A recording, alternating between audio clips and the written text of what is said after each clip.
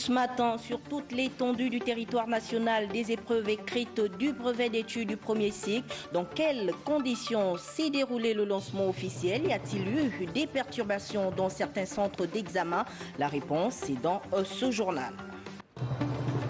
Dans ce journal, on parlera également de la 3e édition de la Journée nationale de l'évaluation des politiques publiques, placée sous le thème « L'institutionnalisation de l'évaluation des politiques au Gabon, enjeux et perspectives ». C'est le ministre d'État en charge de la Justice, garde des Sceaux, Anissé Mbumbu Miyakou, qui a ouvert les travaux. Mesdames et messieurs, bonsoir et bienvenue sur Gabon Première. Le président de la République démocratique du Congo est arrivé en début de soirée à Libreville pour une visite de travail et d'amitié de 24 heures. Accueilli par le Premier ministre Julien Korébé-Kalé, Antoine Félix Tshisekedi rencontrera dès demain son homologue Ali Bongo Ondimba. Les deux personnalités évoqueront les sujets de coopération bilatérale et l'actualité continentale. Et puis, Libreville abrite depuis ce matin les travaux de la 3e édition de la Journée nationale de l'évaluation des politiques publiques au Gabon sur le thème « L'institutionnalisation de l'évaluation des politiques publiques au Gabon, enjeux et perspectives ». La cérémonie s'est déroulée en présence du ministre d'État en charge de la justice, représentant le Premier ministre, chef du gouvernement. Messagérien Ngobam, Chris Rodolphe Lebonda pour les détails.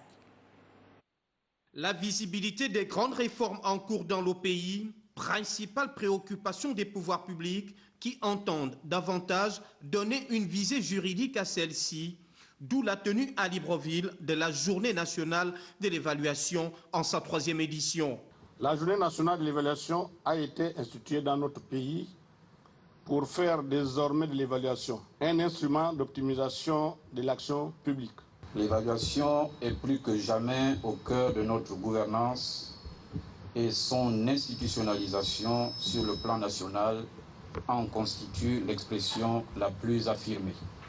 Avec pour thème l'institutionnalisation de l'évaluation des politiques au Gabon, enjeux et perspectives, cette rencontre entre experts, société civile, partenaires sociaux et acteurs politiques permet à ces derniers de tenir compte des statistiques disponibles en la matière pour favoriser le développement. Les enjeux du dit concept sous-tendent ce que notre pays peut gagner en mettant en œuvre l'évaluation des politiques publiques. À cet effet, il revient au Gabon de traduire dans les faits les définitions ci-après des termes évaluation et politique publique. Si les objectifs généraux et spécifiques sont bien définis et que pour chacun de ces objectifs, les activités et tâches sont clairement identifiées et budgétisées, devrait permettre un suivi pour une bonne exécution. Une nouvelle phase de l'évaluation des politiques publiques donnant l'occasion au pays non seulement de renforcer son système d'information, mais également d'en faire rationnellement usage. L'actualité, c'est aussi le remaniement du gouvernement rendu officiel hier. L'équipe forte de 29 membres contre 37 dans la précédente n'a pas vraiment obéi à un jeu de chaises musicales, comme le plus souvent le constat de ces chamboulements arrivés et départ avec Olga Conforte au Kinkali. 28 plus 1, 29. C'est le nombre des membres qui constituent la nouvelle équipe gouvernementale, avec à sa tête, bien sûr, Julien Korébé-Kalé, le Premier ministre. Tombé ce lundi 10 juin en fin d'après-midi, un gouvernement au changement assez profond en commençant par le nombre, 10 membres en moins, avec des intitulés soit complètement changés, le cas du ministère de l'Intérieur, de la Justice, garde des Sceaux, ministère de la décentralisation, de la cohésion et du développement des territoires, ou encore ministère des relations avec les institutions constitutionnelles et les autorités administratives indépendantes, et celui de la promotion de la bonne gouvernance, de la lutte contre la corruption et de l'évaluation des politiques publiques. Soit l'appellation ramenée comme à l'ancien temps, le ministère des Mines, de l'Énergie et des Ressources hydrauliques. Le département Économie et Finances réuni s'approprie également la casquette des solidarités nationales. Tout comme cette nouvelle équipe de Julien Kogué-Bikalé, deuxième formule, comporte un seul ministre d'État, contre 10 dans la précédente. 21 ministres pleins au lieu de 28 pour 6 ministres délégués et non plus 8. La nouvelle écurie compte 23 hommes contre 6 femmes. Et parmi les nouvelles recrues, on peut citer par exemple Max Limoukou à la santé, Roger Ounomba à l'économie, aux finances et aux solidarités nationales, Lee White à la forêt, à la mer, à l'environnement, chargé du plan climat. Les grands retours, quant à eux, font allusion à Ernest Mpoué-Piga au logement, Rigobert Rikamboyandeka à la communication, Noël Mbumba au pétrole, sans oublier Françoise Asengonobam. Des ténors ont également fait leur sortie. On peut parler de Ouani Ambouroué, Régis Imongo, Estelle Ondo et bien d'autres. Voici une équipe attendue tel un maçon au pied du mur, tant les chantiers de la route, de l'insécurité, de l'éducation, de l'emploi et du logement, pour ne citer que ces domaines-là, représentent aujourd'hui une véritable urgence et les populations impatientes gardent toujours l'espoir de voir ces nouveaux ouvriers à l'œuvre quant à toutes les difficultés citées beaucoup plus haut, difficultés auxquelles font face chaque jour ces Gabonais. Et justement, hier, le secrétaire général, nous vous l'avions dit tout à l'heure, rendait officiel le gouvernement Julien Kogué-Bikalé II. Et ce mardi, la rédaction Gabon Première a baladé le micro dans la ville pour recueillir les attentes des populations. Ces dernières donnent leur point de vue sur la réduction du gouvernement. Les Librevillois sont au micro de Betty Andjembe et de Cédric Zendon. Nous, on attend les vraies choses, il n'y a pas le boulot. Les Gabonais souffrent. Il n'y a pas l'argent, il n'y a pas le travail. Mais les enfants qui apprennent, on va faire comment? On va couper même les bourses des enfants. Même les 24 000, combien des aides? En ce qui concerne la réduction du gouvernement, je suis satisfait parce qu'on a réduit les membres du gouvernement, même si ce sont les mêmes. Et chapeau aussi parce qu'il y a de nouvelles figures. On attend le changement à tous les niveaux. Quand il y a un nouveau gouvernement, il y a de nouvelles choses. Et avec de nouvelles personnes qui vont apporter la joie, la paix, le bonheur dans la cité. Mes attentes, tout simplement que le nouveau gouvernement qu'on va mettre sur place va dans le sens de la continuité, oui, et poser l'idée du personnel qui est en place ou l'idée du peuple qui est en place, oui, qui ne pose pas, qu'ils écoutent aussi ce que nous disons, nos besoins. Le taux de chômage est élevé au niveau de la jeunesse. Moi, j'en fais partie. Donc nous voulons que ce gouvernement travaille vraiment pour le bien de la population. La restriction du gouvernement, osons l'espérer, sera quelque chose de bien pour le pays. Vivement qu'il travaille. Le président de la République doit avoir un regard sur tout ce qui se passe. Il n'y a pas seulement qu'à dire je change de ministre. Il ne palpe pas tout ce qu'il a mis sur son chemin. Au palais Léomba, siège Assemblée nationale, était face aux honorables députés membres du bureau de la Commission de la communication, de l'information et des technologies numériques, les responsables des chaînes publiques Gabon Première et Gabon 24, ainsi que le directeur général de la Caisse de dépôt et de consignation. Il s'agit pour les membres du bureau de recueillir un certain nombre d'informations pour mieux orienter les actions futures. Jean-Rodrigue Bingondo, Valérie Charles Poulangoy. C'est en prélude à l'audition très prochaine de certains responsables des organes de presse sous tutelle du ministère de la Communication et autres services rattachés que le bureau de la Commission de la communication, de l'information et des technologies numériques a auditionné tour à tour pour information les responsables de la CDC, la Caisse de dépôt et de consignation et ceux de Gabon Télévision et Gabon 24. Concernant l'institution financière d'appui aux politiques publiques, la CDC, le président Alain Simplice Bonguerès et ses co-commissaires se sont enquis du fonctionnement de la RAC, la redevance audiovisuelle et cinématographique domiciliée dans leurs livres.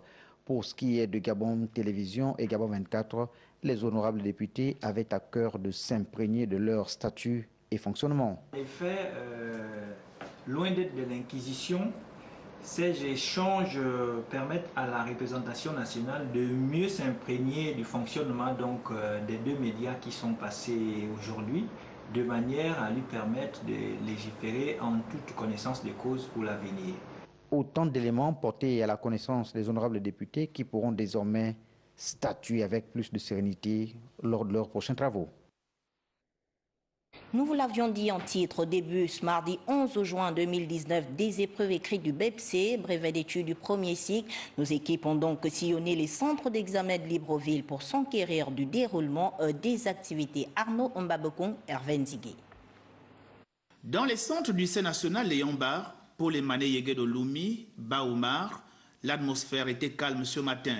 Et pour cause, les candidats au brevet d'études du premier cycle BEPC planchaient sur les épreuves écrites de mathématiques en première heure et de SVT, sciences de la vie et de la terre, en deuxième heure. Pour cette première manche, tout semble abordable pour les prétendants. Réduire et puis factoriser. Donc c'était un peu compliqué, mais l'épreuve était abordable. Personnellement, les épreuves n'ont pas été si abordables que ça. Oui, selon moi, les épreuves ont été abordables. Oui, à part on a SVT qui a un peu les chemins de l'espace, machin, mais sinon, moi, c'était facile. Au niveau des secrétariats en charge de l'organisation de cet examen, dans ces différents centres, aucun incident n'a été enregistré.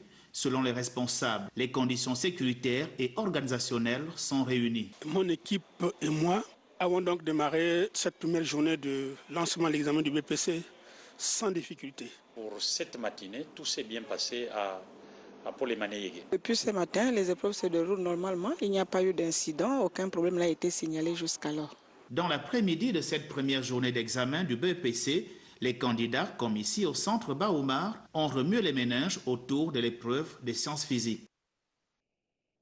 Tout ne se serait pas finalement déroulé comme prévu. Le centre Nelson Mandela a enregistré quelques perturbations. Des dispositions ont donc été prises par le ministère de tutelle. Pour en savoir davantage, nous recevons sur ce plateau le conseiller en communication, Jean-Augustin Nzengui. Bonsoir. Bonsoir. Quelles sont les dispositions prises par le ministère de l'Éducation nationale?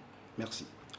En raison des perturbations enregistrées ce mardi 11 juin 2019, pendant les horaires de composition dans le centre d'examen du BPC du lycée d'application Nelson Mandela, perturbations consécutives au mouvement d'humeur observé par les étudiants de l'université Omar Bongo, le ministre de l'Éducation nationale chargé de la formation civique informe que la suite des activités qui ont été prévues se déroulera désormais suivant les horaires habituels dans les locaux de l'école Gros Bouquet 3 dans l'enceinte du camp de gendarmerie entrée Carrefour derrière la prison.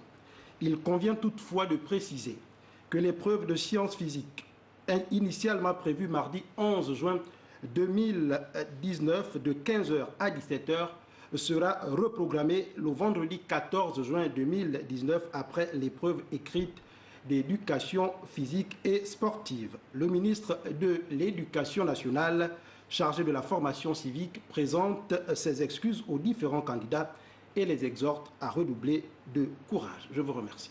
Merci Jean-Augustin Nzengui d'être passé sur le plateau de Gabon Première, toujours en rapport avec le BPC à Franceville, chef-lieu de la province du Haut-Togo, et à l'instar des autres localités, les élèves de la classe de 3e ont affronté les épreuves du brevet d'études du premier cycle au lycée Eugène Marcel Amogo. Tout se serait déroulé dans la sérénité.